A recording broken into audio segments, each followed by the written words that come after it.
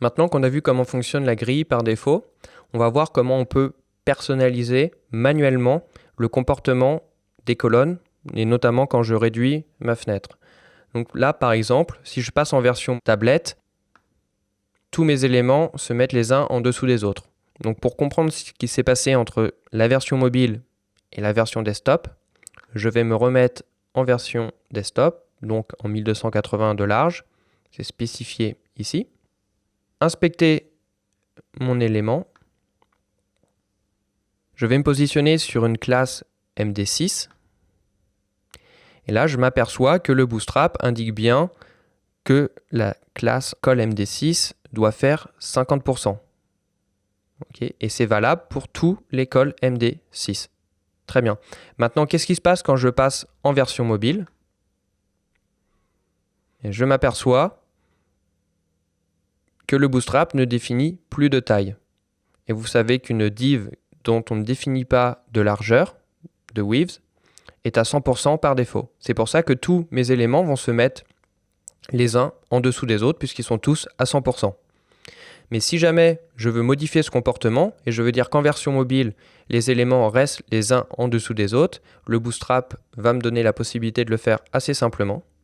Donc pour illustrer ça, je vous invite à retourner sur la documentation du Bootstrap dans la partie CSS, getbootstrap.com/css au chapitre Grid Options. Et ici, on va introduire une nouvelle notion qui est fondamentale et qui arrive en même temps que la version 3 du Bootstrap. Ce sont les préfixes de classe, donc XS, SM, MD, LG. Chaque préfixe va nous permettre de gérer une amplitude de largeur, c'est-à-dire que de 0 à 768, en utilisant col XS et le nombre de colonnes souhaitées, je vais pouvoir gérer le comportement de ces colonnes sur un écran dont la largeur est comprise entre 0 et 768. Ensuite, de 768 à 992, je vais pouvoir gérer les colonnes en utilisant SM, de 992 à 1200 en utilisant MD, et enfin, en utilisant LG, je vais pouvoir contrôler mes colonnes sur des écrans plus larges que 1200 pixels. Alors, comment ça fonctionne? Admettons que ici, je suis en 600 de large, donc l'affichage de mes colonnes va se gérer avec XS.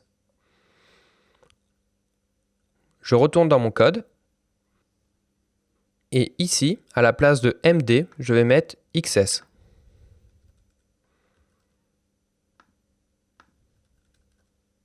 Je sauvegarde, je retourne sur mon site internet, je fais rafraîchir, et là je m'aperçois que mes deux articles sont bien les uns à côté des autres. Et si j'inspecte l'élément, je vais sur la classe colXS6, et je vois que dans le Bootstrap, colXS6 est à 50%. J'ai bien le même comportement que j'avais avant sur la version desktop uniquement. Et ce qui est intéressant, c'est que je vais pouvoir cumuler ces classes-là pour gérer mes comportements sur les différentes tailles d'écran indépendamment. Ce qui est très avantageux, c'est que je vais pouvoir cumuler ces classes pour gérer indépendamment chaque amplitude de largeur. Si je veux que sur une petite résolution, les deux articles soient à 50-50, donc l'un à côté de l'autre et sur 6 colonnes, mais que par contre, passer sur une résolution un peu plus grande, donc par exemple à 1024, je veux que mes éléments soient les uns en dessous des autres, je vais pouvoir le faire en cumulant des classes. Démonstration.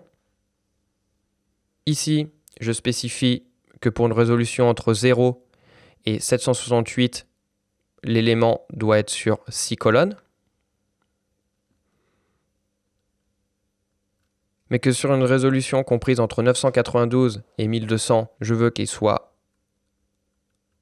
à 100%.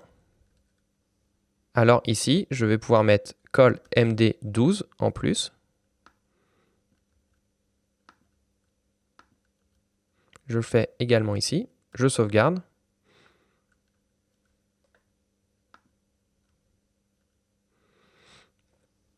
Et voilà. Donc là, j'ai bien un comportement choisi, puisque ici, j'ai choisi de faire en sorte que les articles se mettent les uns en dessous des autres, alors que sur une version mobile, ils se mettent les uns à côté des autres. Donc si par exemple je veux garder ma sidebar quoi qu'il arrive, à la fois sur mobile, sur tablette ou sur ordinateur, il me suffit tout simplement d'ici d'indiquer que XS, ici XS, je sauvegarde, et là si je passe en mobile, j'ai bien le comportement que je souhaite. J'ai toujours ma sidebar qui est là, qui est sur 4 colonnes, mon content principal qui est sur 8 colonnes, et mes 2 articles qui sont sur 6.